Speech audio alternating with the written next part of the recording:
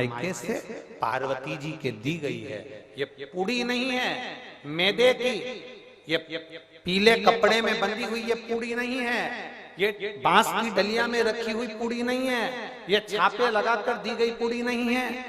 शिव जी कहते हैं ये पूड़ी के रूप में एक माँ बाप अपनी बेटी को हमको देते हैं और ये बता देते हैं कि मेरी बेटी फीकी है, इसमें नमक है कि शक्कर है, अच्छा बनाना और बुरा बनाना ये आपके हाथ में है।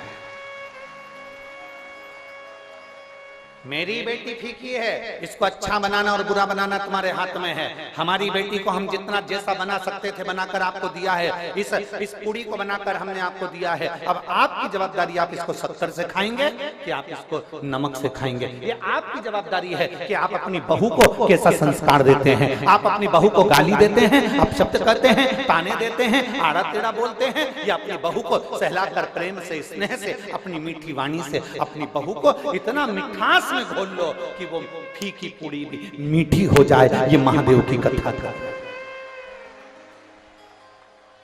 ये हमारे संस्कार है कि हम क्या दे रहे हैं।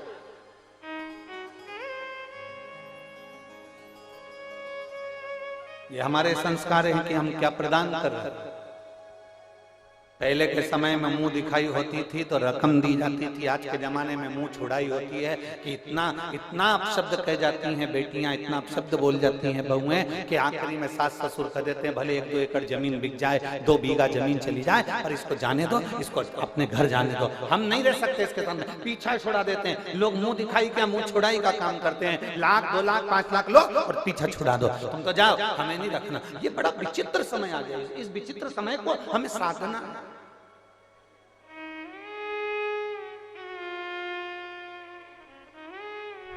इस विचित्र समय को हमें साथ कर चलना।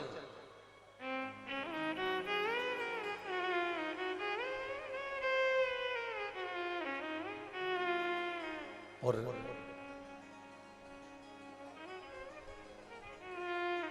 जिसने विचित्र समय को साध लिया, जिसने इस समय को साध लिया, वो संपूर्ण जीवन को साध लेता है। संपूर्ण जीवन।